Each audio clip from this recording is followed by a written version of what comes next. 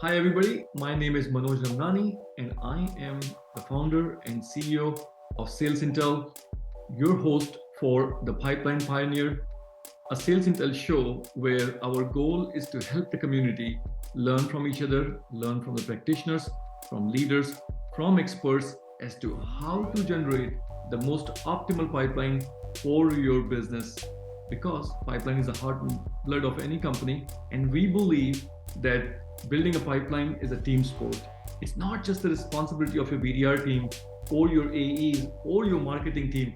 It truly takes a village to come together to build a robust pipeline that converts in community to that converts in revenue. Today, I have my guest Tim Hillison with me. Tim, welcome to the show. Hi, Manoj. How are you? Thanks for having me. It's great to be here. Thank you. Thank you for joining us.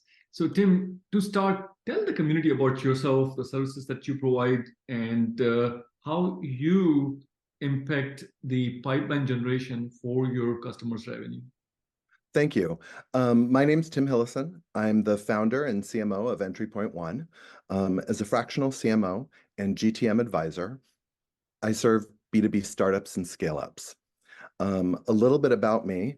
I've worked at some of the world's most recognized brands like Microsoft, Visa, and PayPal. I've led marketing for venture-funded tech startups. And one thing that's a little bit different is as a marketer, I didn't go the traditional agency route. I actually went the management consulting route, where I was implementing GTM strategies for Fortune 500 companies. But, as you mentioned, revenue is a team sport, right? You often hear, or we often hear business leaders talk about, at both startups and scale-ups, talk about outcomes as if they're the current strategies, right? We need to increase our revenue by 30%, or we need 3x pipeline. We need to increase our net revenue retention by 10%. And, without a systematic way of doing that, and that's confirming that the correct processes and investments are in place, a lot of times teams struggle to really understand what the risks are and how they can be successful. And I think that we can all agree that SaaS has not been necessarily a very friendly place, right? Three ways that Entry Point One helps its clients, startups and scale-ups, build and maintain pipeline are: one, the segmentation, identifying the best performing segments, the customer cohorts, and the white space for future possibilities. And this is really the who, right? Developing and building out that ICP, aligning it across the revenue teams, conducting the market research, finding the right data sources and signals that are going to help the teams, right? And the budgets that are going to make them work. The second way is by identifying the highest value products and the GTM types and motions that will build success, right? This is the what. From the GTM investment decisions, the revenue modeling, and the pricing and the packaging. And then third is developing that POV to create and harvest demand. And this is really the how, right? Developing that point of view, that positioning and messaging, building out that competitive differentiation, and launching and optimizing the messaging across channels and programs, such as product launches, right? To attract the most high quality leads. That's great. So strategy, planning, execution, you help your customers through the journey. Tim, last year was hard. You worked with lots of companies. I'm sure there were some SaaS businesses. It was just hard to build a meaningful pipeline, and lots of companies missed their numbers, right? Missed their targets last year. When you look back with the benefit of hindsight, is there something that jumps out to say, you know what, I wish I had done things differently? That's a great question. 2023 was a super hard year, and let's put it into context, right? A study by GTM Partners showed that 81% of companies had experienced slowed pipeline velocity. 54% were worse off in their pipeline than they thought.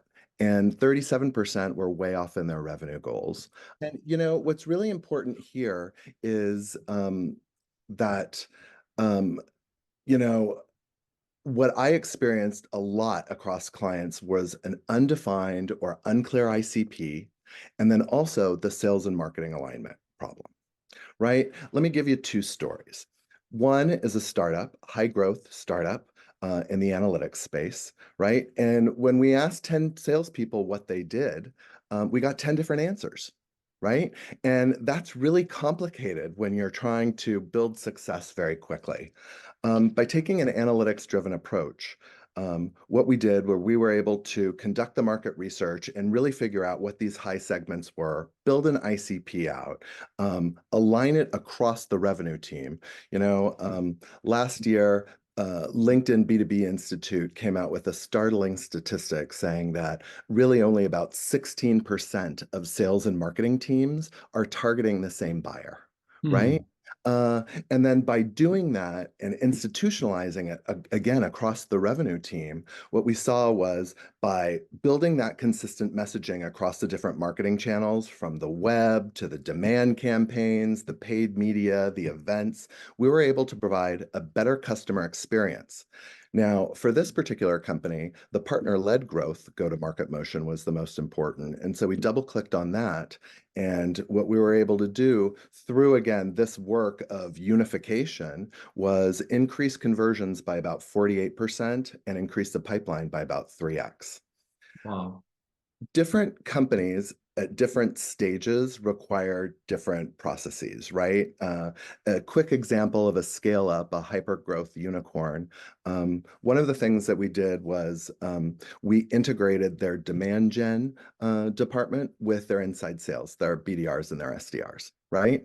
And, you know, it's really interesting because one of the things that we really focused on were the sales enablement processes and the change management processes in order for them to really talk together and to get those handoffs that they needed, right? And what we noticed were not only when those handoffs were better defined, did sales and marketing work together, but also they took that messaging that was perhaps in the demand gen campaigns and then they were in the BDR sequences.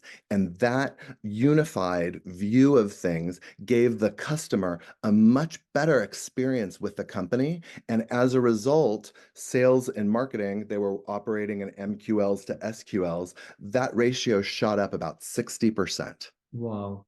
Such a simple thing. We've been talking about the sales and marketing alignment forever, right? But in Ever. practice, only 16% of the companies actually practice it. That's shocking, but that tells us a lot of work still has to be done. Tim, Definitely. so thank you for sharing the insights there. Now we are in 2024, new year, new budgets, new initiatives. Is there one new experiment or one new idea that you are excited about implementing at one of your clients that will help generate the pipeline, or you believe is going to help generate the pipeline? Yes, thanks for asking. This is a great question. I'm very excited. I believe that you're quite good friends with Sagram Vagra. Well, Entry Point One and GTM Partners just signed a partnership deal. And this is to provide their analytics-driven GTM methodologies and with implementation expertise. And so what we're doing is we're taking it to all of our different clients. And, the reason that I'm excited is because, with all the pain that we've lived through 2023 and now going into 2024 is, adding a new buyer persona or a vertical or product line or geography, typically requires new process and new investment, right? Or it could mean restructuring and reallocating assets from those that are not performing so well, right? Um, but what it doesn't mean is, the old do more with less, asking the same team to have different results with a new initiative. We've seen so much burnout and so many failures as a result of that. But I think that, going back to your question, the key here is aligning it over the entire revenue team. That's product, sales, marketing, customer success, sales enablement, and revenue operations, and getting that true unified view of what it is. And lastly, for all the marketers out there, I think that we have a huge opportunity too, and this is exciting for me as well. And that is, marketing is supposed to excite people. Well, that's true with our internal clients too. And when we get that right, the magic of sales lights up. I'm with you. Marketing's job is to excite people, internal as well as external, right? Absolutely. Tim, let's switch the gears. I'm going to share my screen with you, and we are going to play an interactive game here. All I wish right, they were so Bitcoin. I'm telling you, I wish they were Bitcoin and not pennies, but we'll take pennies, you know okay? they will increase in value at least now, given the way bitcoins are growing in value. So you have 100 pennies here. Each coin is worth 10 pennies, and you have all these multiple channels through which the growth comes in, right? As you know, generating pipeline is not just from one channel. It takes multi-channel approach to generate a pipeline. So how would you distribute your 100 pennies for one of your customer to generate the most optimal pipeline that ultimately converts into revenue? This is going to be so fun. I think that what I'd like to do is I imagine many of the listeners out there are working at startups, right? So say anywhere from seed stage to C stage, right? So, and they're working through that problem market fit to the product market fit stage. So let's go with the example that I gave you previously about the high growth analytics startup, part of the modern data stack. How would I allocate? I would put one into paid channels. Okay, so that's marketing. Okay. And the reason I would only put one in there is because I think it's really important to be there, but the CAC is really high, Yeah. right? And we need to be really cognizant of that. The next I would do is I would put two into organic. And this is for content Yeah. and discoverability and social. And the thing is that, Gartner has reported that upwards to 70% of buyers don't want to talk to a sales rep. So if you don't have the right content out there to educate your audience, you need to get on that, right? Absolutely. So that falls in the brand, right? You're Yes, generating a brand definitely. through content. Definitely. Yeah. hmm Yeah. The next I would put is I want to put two into community-led. Yeah. Again, the company that I'm talking about is part of the modern data stack and works a lot with Snowflake and Databricks. Yeah. This is about community events such as hands-on labs, but also many of the community members are already customers. And so it also serves for the expansion and the retention motions, right? The next I would put one into referral led, Which is a customer referral. just customer. And Okay. these are both customer and ROI stories. Yeah. Okay. So 47% of tech buyers expect ROI from a tech solution that they're purchasing within Sure. 6 months, right? Showing them how this is achieved is super powerful, right? I would put one into sales led. Once into sales side, yeah. And the reason is when you're serving enterprise customers, on your first episode with Udi, he was talking about how, those enterprise customers still want that nice dinner and that bottle of wine and that face-to-face to ink the deal. It's so important, right? Important, right? And then the last three, I want to put into partnership-led Okay. growth. Wow. I Okay. love your concentration and focus, right? And deep investment in partnerships. Here we go. Right. So And top. this is key, Manoj, and because 76% of buyers say that integration with their current technology is key to their success. And they value the recommendations from the players within those markets.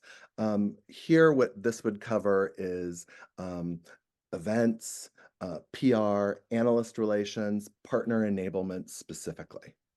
Absolutely. I love the way you have distributed, focus on the partnership. That's where you're making big bets.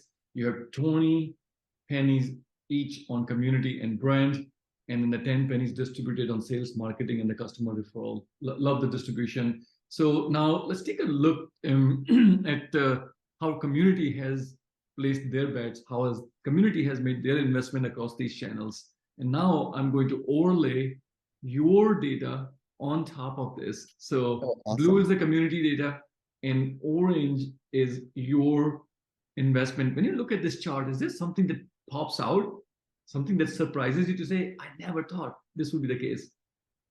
You know what? Not really. I think that, a lot of companies still use the sales-led motion. If anything, I'm looking for product-led is interesting. But I think that the true opportunity here, and if you've heard about the near-bound movement, is there is a lot of opportunity in the partner-led growth space. This is where people are looking for adjacencies Yep. and for different co-selling opportunities. And I think that 2024 is the year of the partner. 2024 is the year of partnership. Yeah.